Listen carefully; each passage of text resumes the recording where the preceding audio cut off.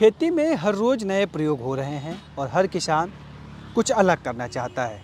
और उसी में से पटना ज़िले में अब कई किसान ऐसे हैं जो धान और कई अन्य फसलों की खेती से हट के अब सिंघाड़ा की खेती कर रहे हैं। और उन्हीं में से एक किसान हमारे बीच में हैं, नाम है साहेब जी।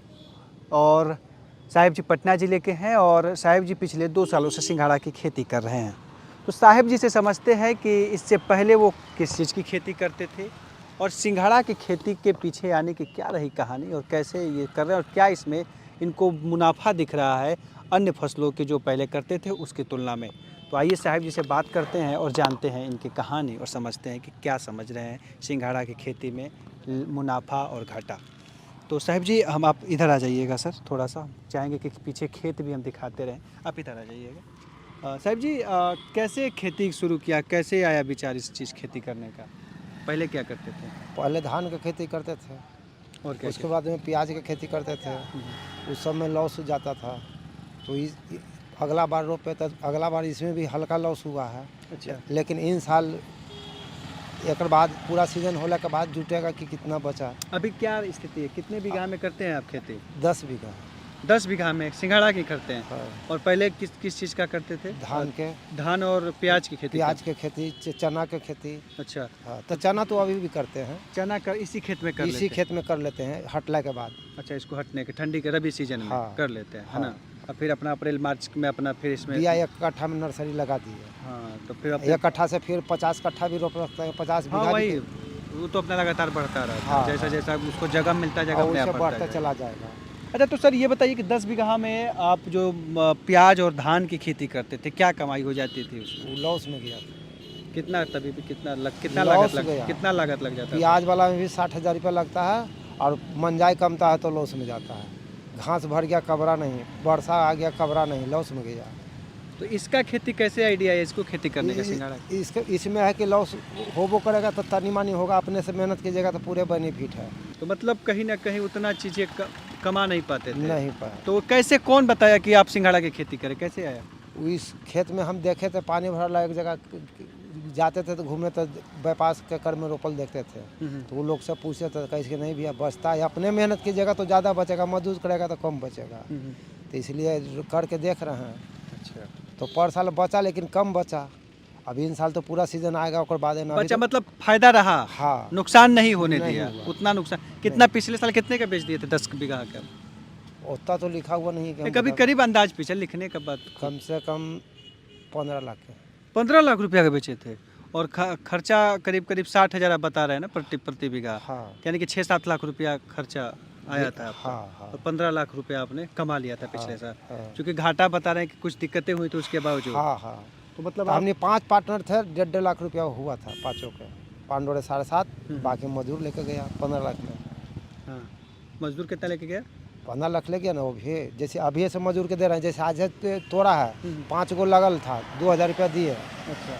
माल बेचा 5,000 के, 2,000 अब ये लेके गया हुई, 3,000 मेरा बचा भी। 1,500 रुपया आपका खर्चा, मतलब सब इस पे खर्चा है क्या? खर्चा गिरेगा दवाई छींटे में, 2,000 रुपया अभी बचेगा।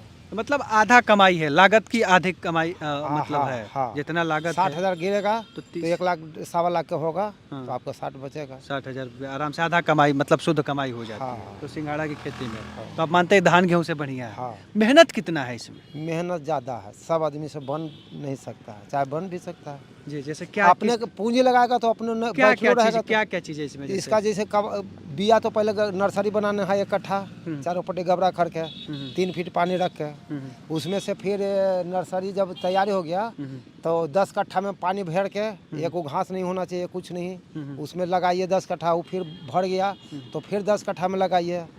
इसी तरह से धीरे धीरे खर्चा लगेगा, स्टेप बाय स्टेप बढ़ता जाता है। हाँ, हाँ। आपका जितनी खाली जमीन है आप पानी की व्यवस्था करते रहिए रोपते जाइए और रोपते जाइए। और जो पीछे वाला फरते भी जाएगा, आगे वाला रोपते भी जाएगा। तो ये कब तक आप रोपने, सावन तक रोपाई होती है? सावन तक रोपाई होता है। ठंडी से लेके सावन तक आप सावन नर्सरी भी आप ठंडी में ही डालना शुरू करेंगे? हाँ, हाँ।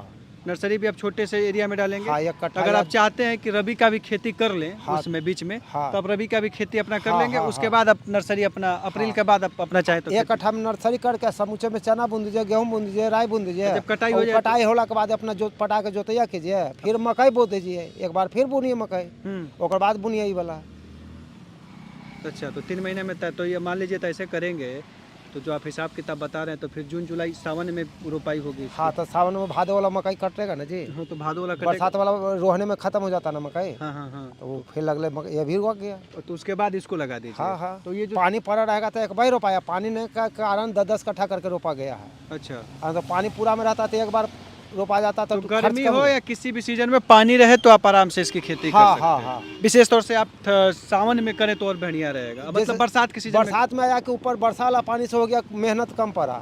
वो बढ़िया कि मोटर चलाइए या तो डीजल जलाइए, ना तो लाइन लाइए, तो उसमें खर्च ज़्यादा है। और बरसात का पानी अपने से बरक गया, खेत भर गया, उसमें खर्च कम गिरा।